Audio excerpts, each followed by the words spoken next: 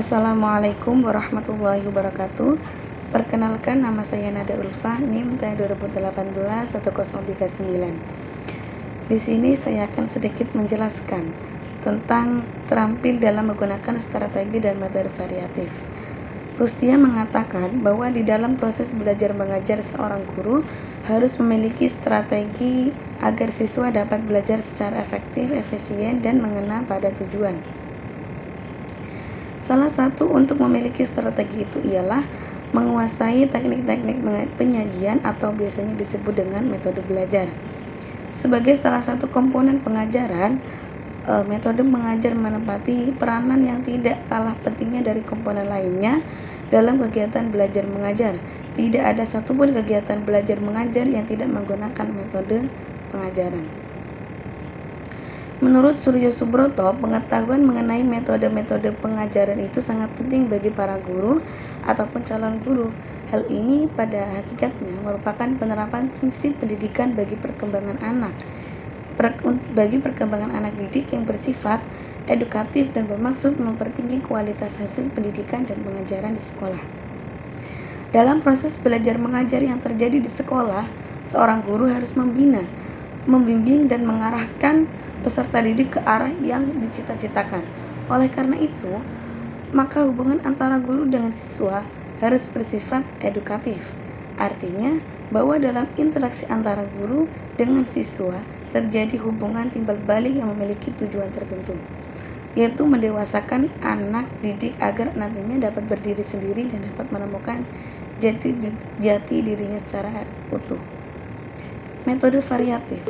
Metode variatif yaitu metode berasal dari bahasa Inggris, yaitu method yang artinya cara. Dalam Kamus Umum Bahasa Indonesia, metode ialah cara yang telah teratur dan terpikir baik-baik untuk mencapai suatu maksud dalam ilmu, pengetahuan, dan sebagainya. Metode ialah cara mengajar yang sifatnya umum dan dapat digunakan untuk berbagai mata pelajaran dengan memperhatikan sasaran tujuannya. Dengan kata lain, metode adalah cara atau jalan yang dilalui untuk mencapai tujuan pendidikan. Contohnya, metode ceramah dapat digunakan untuk memperkenalkan teori baru yang bersifat knowledge dan metode tanya jawab untuk pengembangan sikap dan nilai. Sedangkan teknik merupakan cara mengajar yang bersifat khusus sesuai dengan karakter materi pelajaran, peserta didik atau keterampilan guru. Jadi, teknik penyajian adalah suatu pengetahuan tentang cara-cara mengajar yang diperlukan oleh guru. Terima kasih. Mungkin hanya itu yang dapat saya sampaikan. Apabila dari awal hingga akhir banyak kesalahan, mohon maaf yang sebesar-besarnya. Wassalamualaikum warahmatullahi wabarakatuh. Assalamualaikum warahmatullahi wabarakatuh. Nama saya Dimas Ali Hidayat, NIM T2018-1022. Saya akan melanjutkan penjelasan apa yang telah dijelaskan presentator sebelumnya, yaitu tentang terampil dalam menggunakan media pembelajaran. Dalam proses pembelajaran, guru atau pendidik pastinya memiliki banyak cara agar proses pembelajaran dapat berjalan dengan lancar. Nah, salah satunya dengan menggunakan media pembelajaran. Media berasal dari kata medium yang secara harfiah berarti perantara atau pengantar. Ada beberapa konsep atau definisi media pembelajaran. Salah satunya yaitu dari Bridle mengumumkan bahwasanya media pembelajaran adalah seluruh alat dan bahan yang dapat dipakai untuk mencapai tujuan pendidikan, seperti contohnya radio, televisi, buku, koran, dan sebagainya. Menurut Bridle, alat-alat semacam radio dan televisi ini kalau digunakan dan diprogramkan untuk pendidikan maka merupakan media pembelajaran. Nah, pengertian media pembelajaran secara definitif dalam hal ini para ahli memberikan rumusan yang berbeda-beda. Masing-masing mempunyai wawasan dasar dan orientasi yang berlainan. Namun demikian, pada prinsipnya ada kesamaan pengertian yang mendasar. Penggunaan media pembelajaran sangat diperlukan dalam kaitannya untuk meningkatkan mutu pendidikan.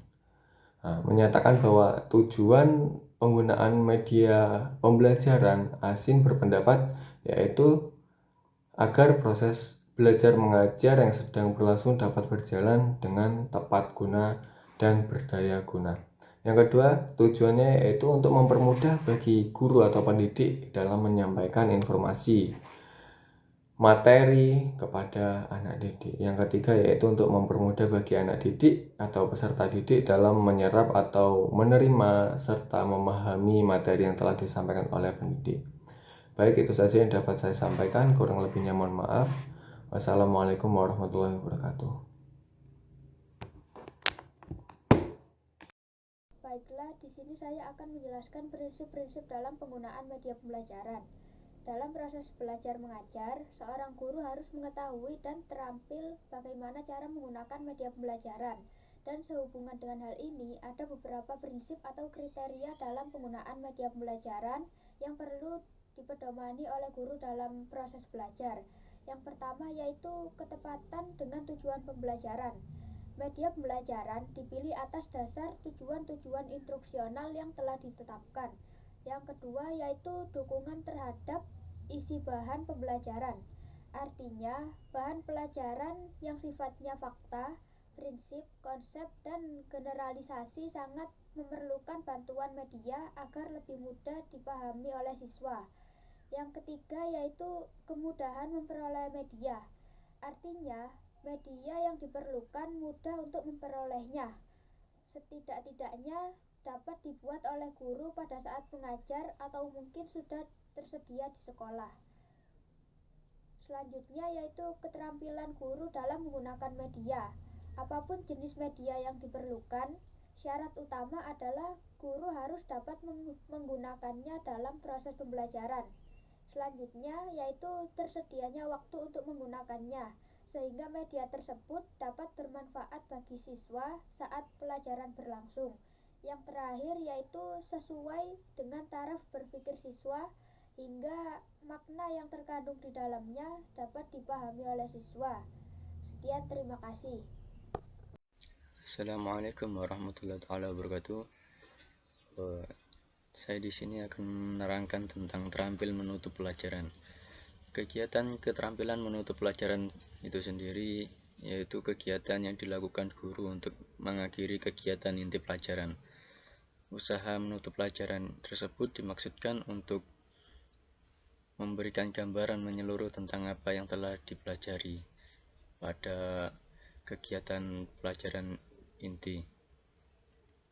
Ada berbagai alasan mengapa guru tidak melakukan kegiatan menutup pelajaran, antara lain karena lupa, tidak ada waktu, atau memang guru tersebut tidak mempunyai keterampilan untuk melaksanakannya.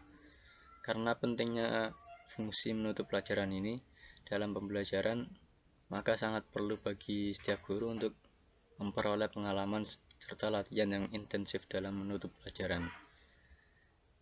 Kegiatan menutup pelajaran ini juga mempunyai tujuan, yaitu untuk mengetahui tingkat keberhasilan peserta didik dalam mempelajari materi pelajaran yang telah dibahas, dan selanjutnya yaitu untuk mengetahui tingkat keberhasilan tenaga pendidik dalam pembelajaran. Manfaat dari keterampilan menutup pelajaran ini, tentu saja kegiatan ini mempunyai manfaat, dan manfaat kegiatan keterampilan menutup pelajaran ini sama dengan kegiatan keterampilan membuka pelajaran, yaitu timbulnya perhatian dan motivasi siswa untuk menghadapi tugas-tugas yang akan dikerjakan. Siswa mengetahui dengan pasti batas-batas tugas yang akan dikerjakan. Siswa mempunyai gambaran yang jelas tentang pendekatan-pendekatan yang mungkin diambil dalam mempelajari bagian-bagian dari suatu mata pelajaran. Siswa mengetahui hubungan antara pengalaman-pengalaman yang telah dikuasai dengan hal-hal yang baru. Siswa dapat menggabungkan fakta-fakta, keterampilan, dan atau konsep yang tercakup dalam suatu peristiwa. Siswa dapat mengetahui tingkat keberhasilannya dalam mempelajari pelajaran itu, sedangkan guru dapat mengetahui tingkat keberhasilannya dalam mengajar. Keterampilan menutup pelajaran ini mempunyai prinsip, yaitu yang pertama bermakna dalam usahanya menarik perhatian atau memotivasi siswa. Yang guru hendaknya memilih cara yang relevan dengan isi dan tujuan pelajaran. lalu berurutan dan berkesinambungan. Aktivitas yang ditempuh oleh guru dalam memperkenalkan dan merangkum kembali pokok-pokok penting pelajaran hendaknya merupakan bagian dari kesatuan yang utuh. Lalu kegiatan keterampilan ini mempunyai komponen-komponen, yaitu antara lain meninjau kembali menjelang akhir suatu pelajaran atau pada akhir setiap penggal kegiatan, guru meninjau kembali apakah inti pelajaran yang diajarkan telah dikuasai oleh siswa.